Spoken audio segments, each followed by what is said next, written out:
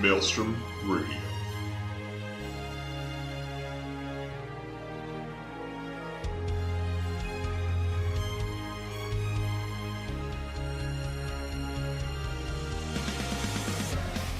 With your hosts, Flex and Shinter.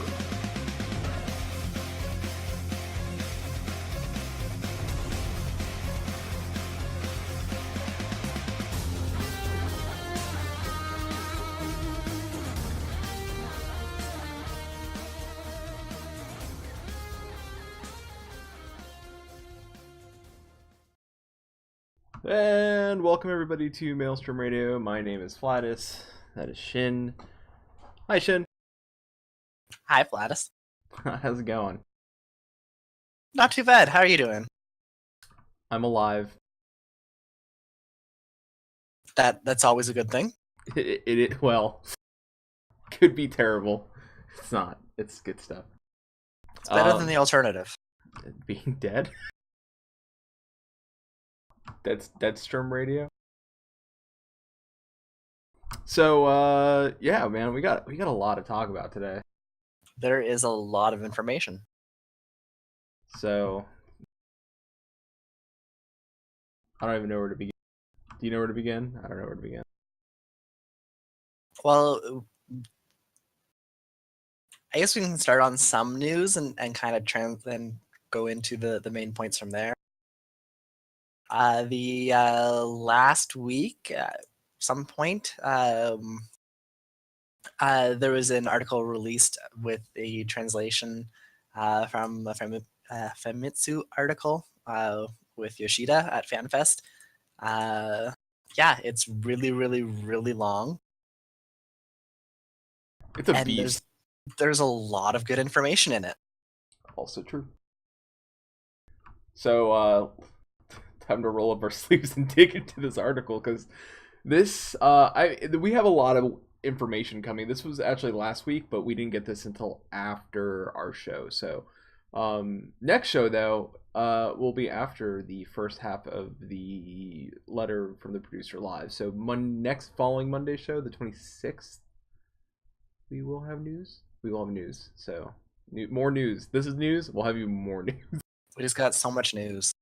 It's going down. So we have no Final Fantasy 14 news to really talk about other than the live letters this Friday at 3 a.m. on Black Friday. So if you're up in waiting in line to buy yourself a 4K television, you might want to just download Twitch on your phone and then go see Marco or Mr. Happy stream while you get the translation.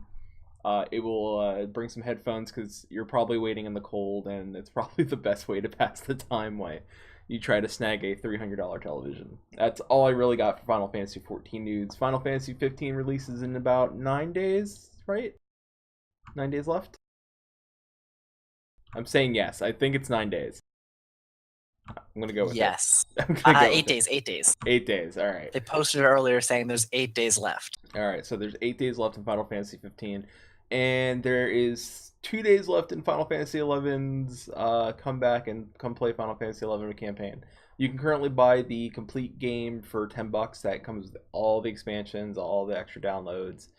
The only thing you have to deal with is play online, which is kind of a pain in the ass. But if you ever wanted to go experience what Final Fantasy XI was like, that's your chance to go do it on the cheap. I'm not sure how long the Final Fantasy XI sale will go on, but I'm assuming Square Enix store will have a sale this weekend, and I'm sure it'll still be $10. It may even go down to $5, but no confirmation on that. Also, look out for sales on Final Fantasy 14 this weekend as well. I'm sure someone will have it on sale. So if you're a person that has not purchased Heavensward yet, and you've been waiting to get that, this would now be the time. And if you have a long weekend, and you only really see family on Thursday, and you have the extra 3 days, it may be a nice time to jump in and start digging your way through the content. So other than that, I have no news. One piece of community news. We were on Move Glue Around Radio, so you should hear that podcast go up sometime this week. We didn't have a lot of news to talk about on the show, but it was just still fun to hang out with Paul and Chili as always, and just discuss Final Fantasy, WoW, anything food. So if you guys don't listen to Move Around, go check them out. They're Two fantastic guys from the UK discussing Final Fantasy 14. Kind of like us, less food here. More British accent. Yes. Although Mealstrom Radio is now a thing, so if you're on Twitter, you might want to go follow Mealstrom Radio. It's like Maelstrom Radio, except not spelt right. Not spelt right, probably. And there's pictures of my food. 100% more food. All right, well, with that being said, let's move into this hefty article. We have a lot of main talking points. Some stuff we'll just mention and just keep moving because there's a lot to talk about. So I think the first thing we can kind of just mention that we know was going to happen is that Proto Ultima will be in patch. Really, it's going to be 3.5. They say here unspecified, but I believe it is going to be, and I suck because I left my phone on. Terrible podcaster. Sorry, that was me too. Oh, was it? Oh, it's all right. So we're both terrible. All right, so we both see. I could reach for it though. You see, it was me because we forgot to tweet out that we were actually going live. So I tweeted out that we were going live. That's kind of an important thing. Nailed it. All right. So Proto Ultima, I suspect that Proto Ultima will be in 3.5. It will be a 24-man trial. So this is clearly something new they're trying out, and this seems like the big thing with Heavensward is that we're trying new stuff. We're going to continue to try new stuff and bring it into our future patches. We both were at FanFest. We both played Proto Ultima. It was a great fight. I did spend half the fight dead, but it was a great fight nonetheless. It's a great fight. I want to see. We do know this that the fight coming to us is because I have read both parts of the article, both the main talking points we have and the main article on from Famitsu. It should be a little harder than it was at FanFest, which I'm excited for. So, because even I would say most of the death and like us running around with like chickens with our head cuts off had a lot to do with me not having my Logitech like button mouse with all the nifty things on the side of it and my gaming keyboard and my setup. And once I get my setup and my character, oh, it's game on. It's happening. It's very weird going from like a very, very fast mouse and a mechanical keyboard to a rubber dome keyboard and a really, really slow mouse. It was still me clicking things a pain in the ass. It was a Logitech, but it wasn't my Logitech. It was still great equipment, just not what I was used to. Not at all. Let's see. The monk shown in the trailer, that will be the new AF gear for monks in 4.0. Female one is unspecified. That's kind of a gimme. That's what we saw with Dragoon in the Heavensward trailer. And it's only, I think, the first tier of raid gear. Yeah. Yep. That's the AF. So the stuff we hit right as soon as we hit 70, that would be it. So, and you've heard us mention this before. There's no proof that that's a dancer in the video or a monk, and the Yoshi P still will not say. So, skirting around the issue a lot. Yeah. No comment. The AF equipments will be obtainable once you're 70. Of course, remaining AF equipments will be announced on sometime during the next year's producer letter live. So expect to see more of that. I would say next year as we go in. I would say more from we would probably see more of that stuff coming up in the future FanFests. Don't forget Japan is on Christmas, so. The song used in the trailer might be different from the complete version and the opening. We figured that. The same thing with Heavensward. I figured that as well. And like this is all stuff. Like I said, this is a lot of stuff we're just hitting really quick because this is obvious stuff. Like the 1/3 of the content that we saw at our FanFest, it's going to be chopped up into 1/3 bits. So you're going to get Japan. It'll have the other chunk, then Europe will get the next chunk. Going back to the song quickly, I'm kind of disappointed, but it's also really understandable that we're not going to hear the opening theme or the main theme for the expansion in all of these. We have Answers is kind of the theme from A Realm Reborn. We have Heavensward and Dragon Song for 2.0, and for 3.0, but we don't have a song for 4.0 yet. And I really, really, really want a song for 4.0. Yes. We will. I don't see why we wouldn't get one, and I have a feeling that a certain songstress, uh, female vocal lead will be amazing and lending her vocals to.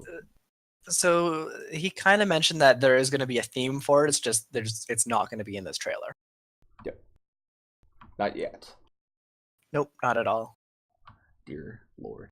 Like even he was mentioning earlier in this article or near the beginning of the article, that the main song wasn't, or the main theme for Heaven's Word wasn't released in the trailer either. So it just kind of makes sense that it's not going to be in the trailer. It's true, it wasn't. Where did we get that? All right, we'll come back. We'll see. It's all pending. It's all happening. The hints at the scenario against Garlemald will go all the way up to 6.0. So, strap in. Don't expect Garlemald to be resolved in 4.0. And they kind of, I don't think they explicitly said so much that it was going to go up to 6.0, but more that with the current storylines and their current ideas, they have enough content to push it out to 6.0. Yeah. So it's not necessarily maybe just all about Garlemald, but in general, the entire storyline, like that might only be halfway through the 5 series, and then they go to something else completely that's still related to what we do now, but they have a lot of story plans still. Yeah.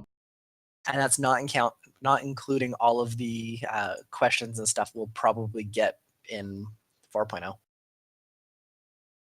Excited. It's good stuff. That means that there's going to be more loose threads and all new stuff. So I hope not. Up till now, the primals are summoned mostly by beast tribes. So as we are going to a totally new region and area, the primals that will appear in the future will somehow be illustrated differently from what we've seen so far. So that's exciting because I'm kind of getting tired of there's a beast tribe. They're gonna summon that thing. Oh boy, we gotta go defeat the thing. So I would like to see maybe people being able to, almost like a Shiva. That would be an interesting take. Going forward. We did see that kind of with Heaven's Word, right? Most of the primals that were summoned during Heaven's Word weren't beast tribes, or a bunch of them weren't. Yeah, the so far the Sephiroth and the goddess, they were both Sophia, Sephiroth were pre-existing primals that were being contained. Yeah. We also had Thoradin, who went a little nuts. Who became Shiva, a primal, wasn't part of it, but yeah, exactly. Shiva had the same sort of idea, although that wasn't 3.0. So Bismarck and Ravana were both still beast tribes. So I wonder if this is the place where the idea of the human aspect, the races knowing that they can summon primals themselves will come into effect. Like that's essentially what is trying to be stopped, not by the scions, but by the getting all my things all mixed up.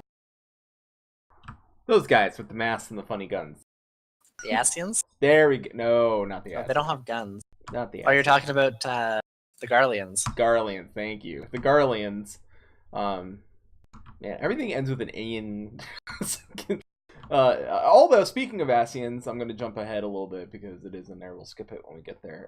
The Ascians won't be in. We won't see too much of them in Stormblood. That's worrisome, actually. Really? You think that's worrisome? You don't well, think they've kind of been Ascian heavy. They've been kind of major to a lot of the plot points, and they've been cooking and scheming a lot, but they haven't had a whole lot of luck. So if they're not going to be as prominent in Stormblood, then what are they up to, and how is it going to completely screw us over in the following expansion? I don't know yet, but we'll find out. Something bad's going to happen. Exactly. Xenos Ye Galvis is described so far with only a hint as a character that does not go in line with any character. So, what's your take on that? That he's kind of like he's his own man, maybe?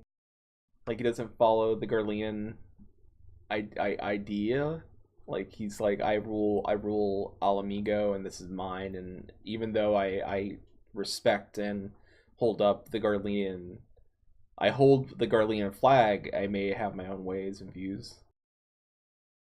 I don't know necessarily if it's describing his character so much. Think we could turn him? Well, further on in the article, he does mention that they've specifically designed Xenos so that players will not really sympathize with him at all. Like, it sounds like he's going to be an asshole. Oh, is he gonna be super asshole? Like he's gonna be super asshole. No one's gonna like him. Like, cause so far, like some of the Garleans, like we understand. Like I understand the concept of why they don't want us to have like they don't want the races to know that they have the power to summon the primals as well. Which is really why they want to control that power, because they don't want us to know that we have that ability to do it, which is still giving them the power to do it anyway. Which we also know is possible. Yeah, we have summoned primals before. Mm-hmm. So it's all bad. It's all bad. And let's hope that the Garleans don't figure out how to do it. Maybe some assholes figured it out already. I'm not saying Galvus is now known as asshole, but it's possible. When asked if he could be compared to Kefka Palazzo, Yoshida asked to refrain from comparing. For now, he's the biological son of the current emperor. I know I skipped that. Don't worry, I'm coming back. Yoshida told us to look forward for the future about him. He's going to be our Kefka. He is our Kefka. When asked about the weapon zone is held, yes, we kind of mentioned this. I don't know. Did we talk about? We talked about this. We talked about it a lot. We called it. It's a gunblade. It is a gunblade. Now I mentioned on Moo around that I think it's a gun that shoots swords instead of a sword gun. That. It's a gunblade. It can shoot swords. I want it to shoot swords. It's literally a gunblade. Regular Van Hydrus will have a roll in 3.5 apparently. I don't. What the fuck is he doing? I can't know what he's doing. It sounds like that's going to kind of be the end of, or the end of him playing a main role in our story, at least, though. Are we killing him finally? We're just going to put an end to regular? Maybe he's going to be our primal. Oh, he's the demon. Oh. No, well, wait, what demon? Because he can't be the demon that... Why can't he? Why can't he be it? There's 3 gods. Oh yeah, we still have the 3rd god, but we are. Wait, are you talking about the one from the Mock quest line, or not the Mock? Wait, no,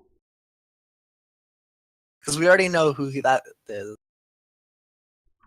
No, not the Mock quest line. The Warring Triad quest line. Right. So you're talking about the 3rd primal that we haven't seen. Yes, I have a. What if? What if somehow he goes in and like becomes a part? Like in order for it to release its power, he has to become a part of it. Like he gets there before us. Clearly, he's there. They know that these things exist because they've been watching and trying to stop us. I don't know. It's theory crafting. We'll just go there. I have nothing to add to this.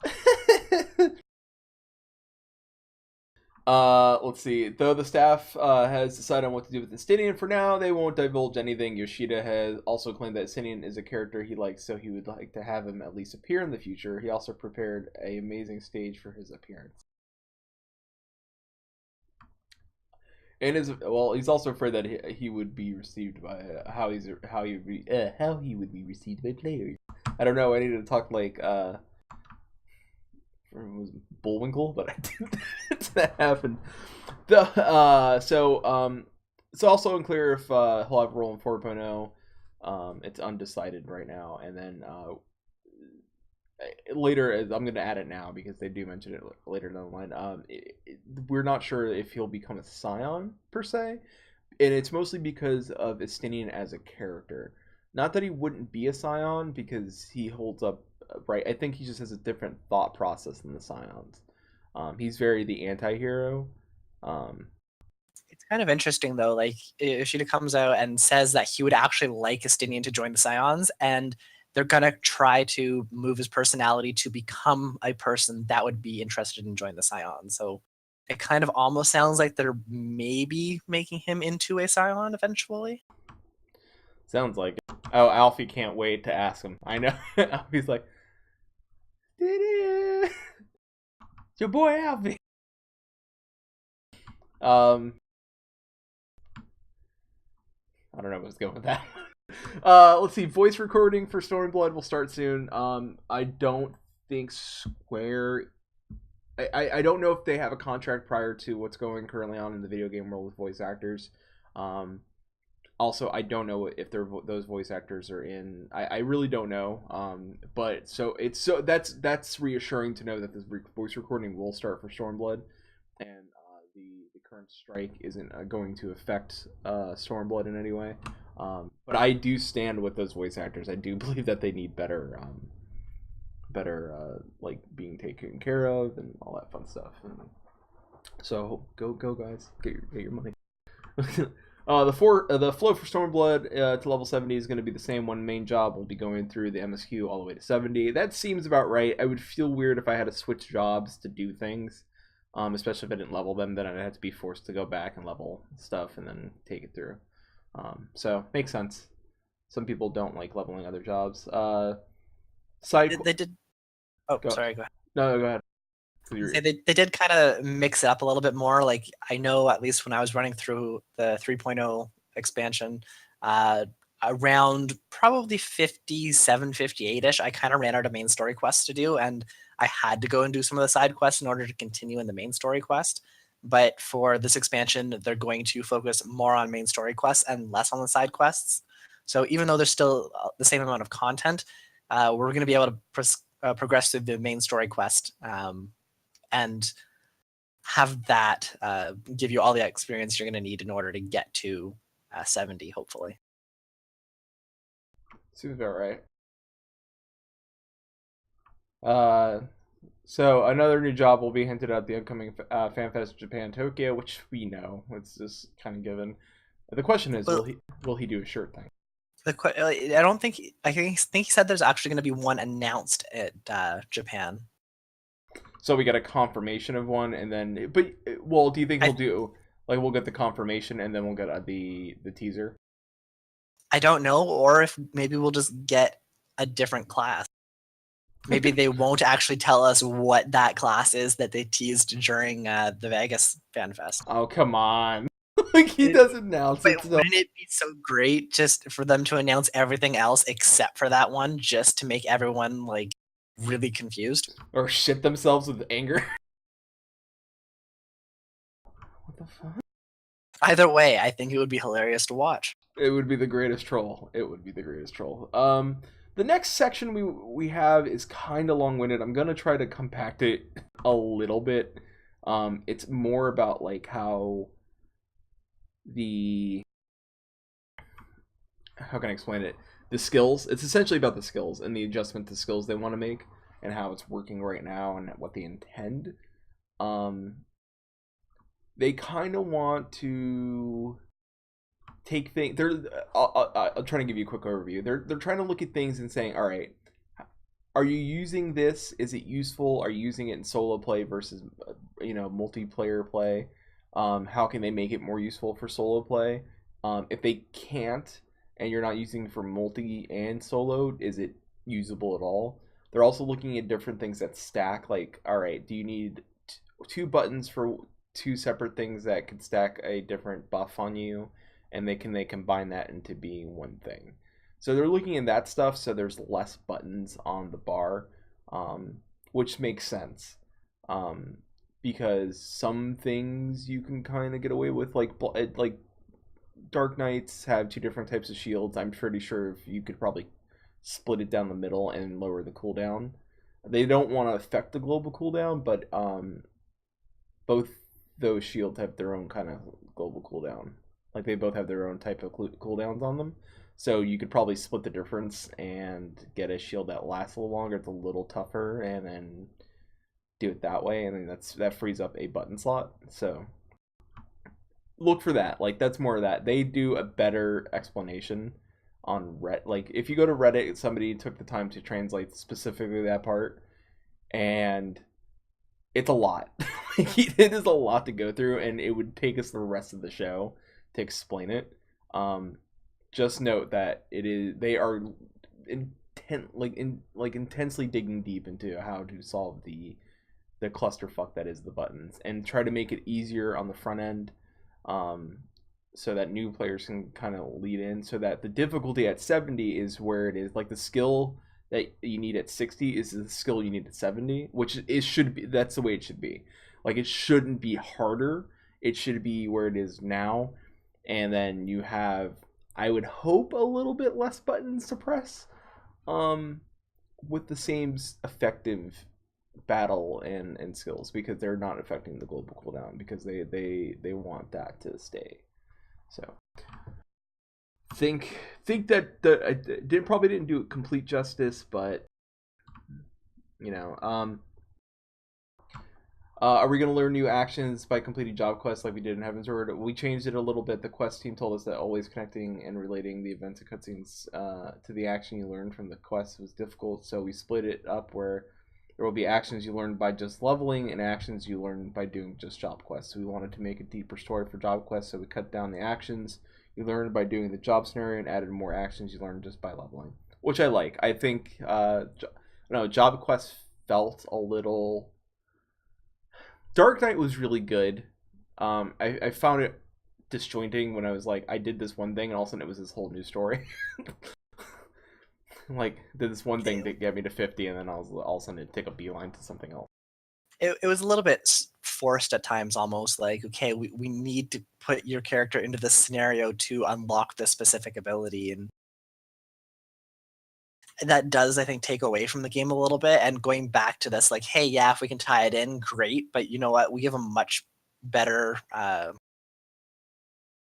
progression for your character so that they just grow into this. You get the sense that your character has a purpose and a specific purpose. Yeah, that's all I was kind of going with that. Yeah. Global cooldown combos will not change, which I mentioned earlier. Existing jobs will have different images accompanying those changes. The unification of jobs and class itself may be in 5.0 onward when asked if that's what they want to do it, because it itself will take a lot of time to actually execute it.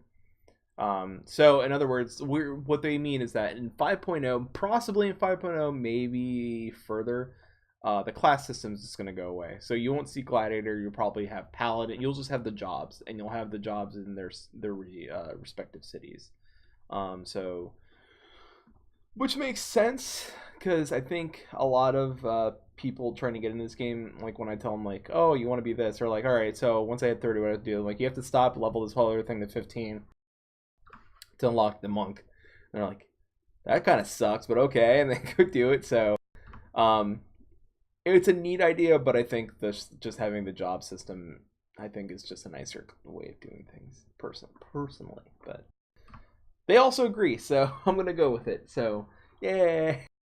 Like coming from an EverQuest 2 background, when it initially launched a long time ago, they had a series of, I can't remember the name for it, but they had like your very, very base classes. So you basically had like a fighter, a mage, a healer, and a scout. And then from there, you'd hit level 10 and you'd diverge into one of 3 different specializations or subclasses. And then you'd suddenly become like, I'm a summoner, or I'm a sorcerer, or I can't remember what the third one is for mage. But then when you hit another milestone, you would suddenly specialize into one of 2 different classes, which from that whole list, you had 24 different classes from there, which I think gives a lot of depth to each of them and kind of shows you how they're all somewhat related, but they're still different. So I think we'll kind of lose some of that coming from having these very general classes of, you are this kind of little arcanist or thaumaturge, and then suddenly at 30 you get this specialized knowledge that, yes, now I'm a whatever they turn into, black mage. And going back to EQ2 there, and completely forgot how Final Fantasy classes work. It's fine. It happens. don't want me, like, I started thinking about paladins, and I played my paladin. I was like, where's lay on hands? Can't heal myself. What the hell type of paladin is this? There's some talks about raids. They discussed the difficulty of raiding. Yoshi is really happy with the clear rate of Alexander Creator Savage, saying that is like kind of the perfect balance. I know a lot of people don't find Savage like Alexander like the current balance right now. I don't think a lot of people think it's too tough. I think a lot of people are saying it's really easy, maybe too easy. But we've said on the show before that you kind of have to do that. Like if your stuff was tuned way too hard in the beginning, you've already neglected you've already pushed a lot of people away. Even in normal, you've already pushed a lot of people away from rating. So at the end, going into a new expansion, if you wanted to make it easier, now's the time, especially with ending Alexander, and that's your main 8-player like hard content. So that was the right time to do it because now people are going to be willing to start rating in 4.0, and then you could start ramping up that difficulty, which he mentions with a new rating tier. He would also say something beyond Savage, but this would be considered a challenge. So you'd have to clear certain steps or certain things beforehand to even unlock it, and then it would be like a content of superiority, and so that's cool. I would like to see a challenge like it. You have normal, savage, and then whatever this next thing is. But I would hope that next thing is also what your world first people want to strive for, because I would like to see normal be normal, savage be harder, but like maybe midcore that like what I would consider maybe even Shin and I would probably be at, because I think normal for us to be okay, and then like maybe like an EX version of a raid where it's like I would dip my toe in that just to see, but if it scares me, I'm gonna go back to my little hidey hole. But as long as I agree that if you're gonna do something that hard, that you should have some sort of reward that says, "Hey, listen, I pounded my chest, I hit my head against this wall, and I did it."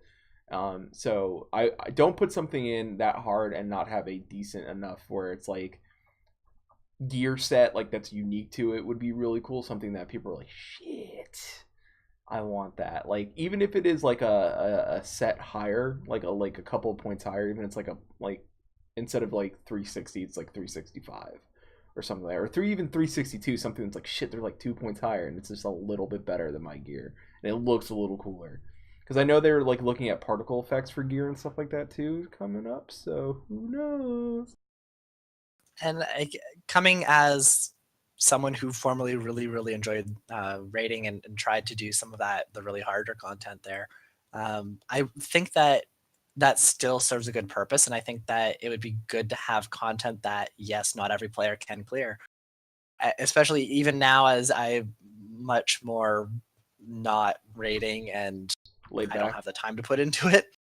Laid back rating. I'm like a filthy casual now. Hey, listen, some filthy casuals will get through raids. I don't know how they do. They just do it like, cause you know what? It's because we're laid back. That's why. Because we wouldn't be the guys. We wouldn't be the assholes like day one. Like we're clearing this tonight. Yeah, we're not world firsting. We're not going for any timers. We're just eventually going to clear it whenever we feel like it. Yeah, we're like. We're not there yet, though. We're like world 20th. No. More like 200, 2000s. Don't say 2000. At least give us 550, 350, 350. We're world 350. I'm going with it. All right. Yeah, so that's coming from people who still haven't finished all of the extreme content. Yeah. But yeah, in any way, like I think that having that content that is somewhat exclusive, at least when it's still fresh, when it's still like top or the highest tier content, I think that's something that's still important. And yes, people won't be able to clear it, and maybe they're not going to be able to clear it for some time, but it gives a sense of completion that you've actually finished something and you are part of that group that has done it. And they put out a lot of content for everyone else. They have the crafting, the mini games, the trials, everything else is geared towards players that really don't don't have to spend a lot of time or don't put a lot of time into it, but they can still clear that content. So having a little bit of content that they can't clear, I think is kind of a good trade-off. Plus, you get lots of cool points of saying you cleared that content. Yup. All right. So I'm gonna hit these 2 points real quick because I do want to talk about Eureka, and I think that's really important because I think I'm super stoked for Eureka. So optical sight mechanic has created a player base of being able to do this mechanic easily and bad at this mechanic. That is, they definitely took note in that. So um, I agree, the optical sight, sometimes you can miss it, especially when you see like the eye. We've missed it. We both can admit that we've missed that mechanic, and I've been frozen in place or turned into a zombie because it's hard. Like, you don't see it right away, and there's so many flashes of color coming out of these fights. Like, they rather need to make the eye bigger enough to, like, so that everyone can kind of see it, because unless you're close or you're running, but because if you're fighting a mob or doing something, it's tough. And not much hints on the next 24-man alliance raid, so we might see that on the next upcoming FanFest. So, all right. Forbidden Land of Eureka. Yoshida doesn't think that it's a place everyone would like to visit, equating it to a ghost house. Where why would I want to go purposely visit a scary place like that? Why not? Why not? However, even if players were not to go, because it is a scary place, why would I want to? It's a place that it is to create a curiosity, because even if it is scary, there is still something to look forward to. Yoshida answers this question using a couple dating logic for this. Forbidden Land Eureka may be the place that is created as a theme park where one can do their next relic through there. Yoshida actually mentions that up till now, weapons are all created through using existing content. So they're looking at using the land, creating a specific attraction park area for the next relic. Also, possibly anima gear. So he's hinted at this whole, like, not only the weapon, but a gear set, which would be kind of awesome. So, now there's no confirmation on the gear set. It's only in talks, but it would be kind of interesting to, especially because we've always complained, like, oh, it's always tome farming, but it would be kind of interesting to change it up a little bit and have a gear set that follows you through the whole storyline a little bit. I don't know, to me, like, still have tomes, but I also have this alternative gear set that looks really dope and changes and stuff. Where is it? The Forbidden Land, quite appropriate for it. The concept behind it came from Final Fantasy 3, which Eureka is a land sealed by strong weapons and magic. Hence the thought that using it as content 4.0 that aims to have players invest their time without getting burned out. The content is also aimed to be challenging, which he cited 72-hour notorious monsters are one of the key features. I am excited. I want that so bad. So, and then if you also, it's also content made for Final Fantasy 3 fans, of course. Exploration Islands 2.0, it's the new datum. It's scheduled for patch 3.5, so we're going to actually see the update. It's described as a mini raid that requires 4 man in the party, but it's entirely different from Forbidden Land of Eureka, and both are different starting points itself. Simpler terms are not related. Rewards for exploration of Island 2.0 is underway, so expecting the upcoming relic post anima will be completely done through Forbidden Land of Eureka. If it goes well, he might think of armor equipment version of relic through Eureka as well. So there you go. I'm excited for that. On the armor version part, Yoshida's idea that he wants players to register the armor of their liking in terms of outlook and then create their relic armor from there, which hints on glamour playing a huge part there, because glamour is the true end game, as we all know. It really is. It kind of is. No to races. None. Maybe for patch 5.0, but none right now. No bunny women. I want them. You have to wait. You want them, but not now. 2.5 years. Yep.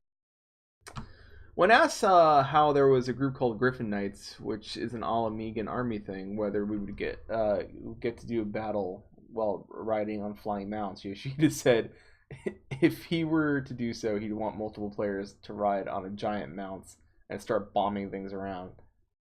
That's just an yes. Yes, I kind of want that.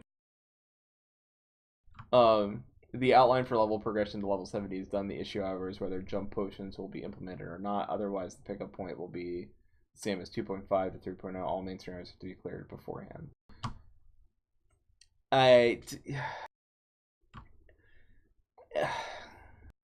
We'll talk more about jump potions later. I can't get into it now. I just can't bring That's a myself. whole other topic there. It is. 3.5 serves as a tie into Stormblood. This is obvious, so we'll start seeing things wrapping up in the next patch. The main 3 cities will remain non-flyable zones for mounts. This is due to the fact that they do not have the costs to make any playable content for this. Instead, the investing costs will have just been making it flyable in the existing area. They decide to invest on new areas. However, they have planned something for existing areas like these. So, not now. I would assume in the future at some point when they need to update the old content, which eventually they will. Most MMOs try to strive and do that eventually. WoW did it with Cataclysm. So, apparently they are clearly mapping out their world and how they want to do things. So, for right now, best to move forward before to move back. New beast tribes are under planning. It'll be in a course of adding new areas under existing region like northern side of Ishgard. Yoshida simply said, "I don't know." And when asked if the termination of PS3 support means that we have secured additional resources needed to expand the inventory slots of their platforms, Yoshida said, as a lot of players completely misunderstood that. No, termination of PS3 support has nothing to do with it at all, which makes sense. That's numbers. It's really like you don't want to discontinue support for something that has striving numbers because you're losing out on money. But if you see 1% of your population, if not less, playing on that platform, and you're like, all right, is this holding back our game? Can we still make that claim and say that this is something that we need to do and push for? If you can't find a reason to do it, it's time to call it quits. Because you want your game to be pushed up with graphics as time goes on. You want it to still look great and beautiful and stay with the times. Like if it starts to look dated, especially in Final Fantasy, since it's a little more realistic looking, people are gonna start to notice. WoW can kind of get away with it because it's a little more cartoony and they've updated their graphics recently-ish. So, but it still kind of looks a little dated to me. Like, the animations look fantastic. Like, the world looks dated. Like, the older content looks great. Older zones do not too much. So, that's just me. We're coming at the end here, so I'm going to try to hit these last points. And Quick round. Quick round, yeah. When asked further, Yoshida has clarified that a lot of people have cited how memory problems are the ones holding back the game. But in actuality, it never was about memory issues. This was also explained in depth. So, yeah, that's it. That's TLDR. As for the reason of ending PS3 support, it's due to how they want to improve the. Like I said, it's just improving crap. And since Sony has been pushing PS4, both companies decided to fully. I don't know if it's too much with Sony. I think a lot has to do with just making the game just a better experience for everyone. In the whole, it's just a better experience for everybody else. And PS3 players, guess what? Black Friday's this Friday. It's here in Europe. It's not just the States. Europe has Black Friday as well. PS4 systems will be on sale and probably dirt cheap, like somewhere anywhere between $150 to $200 as the pros out. So, well, see, and I can't speak for Europe because I'm not familiar with the sales, but we have something similar that they call Black Friday sales up in Canada, and we might get lucky if we get like $10, $20 off of things. We have really, really poor Black Friday sales. They're nothing like the US ones. That bites. Just buy your PlayStation here and import it. It's probably worth it. So it might actually be it'd probably be cheaper, so do it that way. Or if you have a friend in the States and they're willing to hook you up, hook it up. Make it happen. Or build a PC. Honestly, PCs, you could probably get a good, decent gaming PC that'll last you longer than you could probably get a good, decent build for $560. I could send people to YouTube links. They're like, listen, it'd be kind of close for that. Well, for something that's gonna last longer than a PS4, it's gonna be close. The Pro or the current PS4? Either of them. I don't know. The stuff in the PS4 is pretty old already. Like my PC outbeats a PS4. So, just saying. Your PC is probably also a little bit more than $500. Yeah. My new PC will be. Yeah. Jumping potions. Yoshida mentions the ratio of agreement and implementing jump potions are 7-3. If they do implement wait, what? 7-3, like 7 no, 3 yes, or 7 yes, 3 no? If they do implement this, the devs will decide how jumping potions only up to a certain level, which is level 60. That seems really high, right? Like that seems like a really high jump. I don't know. I think if you were gonna do it, all right, well, I'll jump right back, and I'll jump back to that. And we'll do closing thoughts. Release date for Stormblood is strongly hinted at June of next year, which we kind of been expecting and hinting at ourselves here. Real quick, jump potions. I didn't want to get into it, but I'm gonna get into it because they fucking mentioned the damn things twice.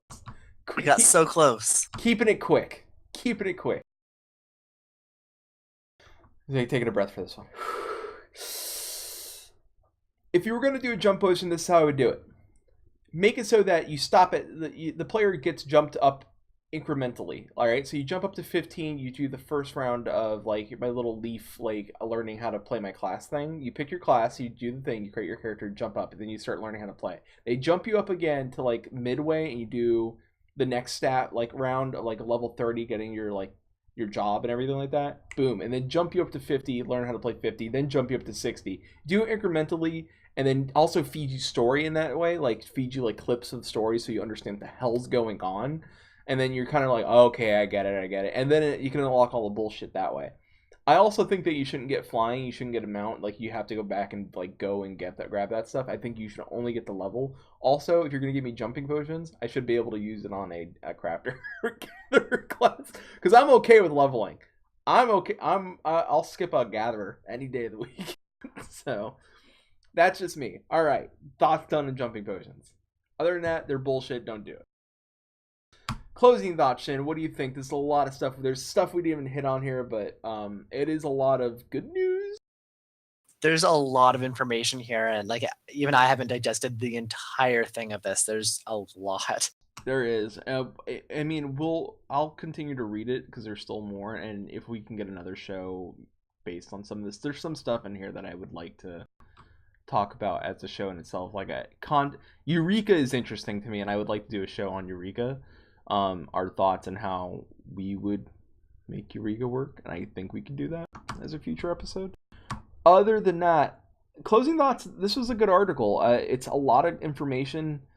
This came right after FanFest, and I didn't expect more than just a rehash of what we heard at FanFest, but this was more than I expected from Yoshi, especially with Producer Live coming out next week and FanFest in December. So I'm excited. I really am excited. This sounds like there is a fire lit under Yoshi's ass for Stormblood. So I'm hoping Stormblood is a fantastic expansion. Not to say Heavensward isn't. Just Heavensward felt, I don't know, like it's very experimental. Like it felt like they put a lot of experimental stuff in here just to see what would stick and what wouldn't. And clearly some of it, like for example, Verminion, like to me, like that was a waste of cost. Like nobody plays it. I never see anybody fucking playing Verminion. But it's on the Duty Finder now. It is, and nobody's using it. No, like have you tried queuing? It's got worse weights than PvP. I've never played it. Yeah, it's I need to just finish it so I can get that one minion, like my Twintania minion, and that's it. That's all I wanted for it, and I'm done. I'm never gonna play it again. Because you gotta think they still have to put, anytime they release a minion, they have to build up like what the fuck it does for minion. So that still takes, I don't know. Put more shit into your PvP and fix like the damn fix that. I want PvP fixed so I can queue faster. If I could queue faster, I'd play PvP more often. I think Shin would too. I think he'd. I'd actually go into PvP if the queues were a little faster. Yeah, that's it. That's all we asked for. Closing thoughts. Just do that. Do we have any memories from this past week? I'm so close to hitting my crap. I'm so close. You're almost there. I am one oil away. I'm sad. I need to just get 3 more stickers. 3 more stickers. I got to do that tonight. I may just have to run Sastasha. I'll reset Sastasha 3 times and run. Now we got other stuff we can do. Yeah, that's true. We do. I did finish my anima. I did finish my anima step, and I'm on the next step now. I'm one step. That's I'm impressive. one oil away from that step, and then I'll be there. Other than that, we got nothing else. Our iTunes will be up. I promise you this week. We did it. We had it. We had the link. He gave me the link. I went to iTunes. I went to click the thing and hit validate, and it said, nope, do not pass go. Do not collect $200. You cannot validate. So we were this close, guys. We will get that figured out and worked out this week. We know the issue. It sucks that we have to kind of redo some things. Because iTunes is picky. I think everyone else would accept it. iTunes is just being really picky about it. So, other than that, you can find us on. You know what? Shin, take this. Tell them where they can find. All right, you can find us on the web on our blog, which is www.maelstromradio.com, not .net, .com. You can email us, show@maelstromradio.com. You can reach us on Twitter @maelstrom_radio. Or, fun fact, we have a new Twitter account for our secondary quote show. And you can find us at Maelstrom Radio. If you see pictures of food, you know you found the right place. Tweet us. Finally, tweet us your food at Maelstrom Radio. Yes. Yeah. And finally, you can watch our stream live or some of our other streams at twitch.tv/Maelstrom Radio. I think that's everywhere we are. That's about it, man. Listen. Thank you all so much for joining. We had a great talk. It was a good discussion. Excited for Stormblood. Excited for next week. Excited for Letter from the Producer Live. I'm all out of gas. I got nothing left in me, and I'm going to go finish my last 3 stickers, so I will see you all next week. For Shinter, I'm Flatus. See you all next time.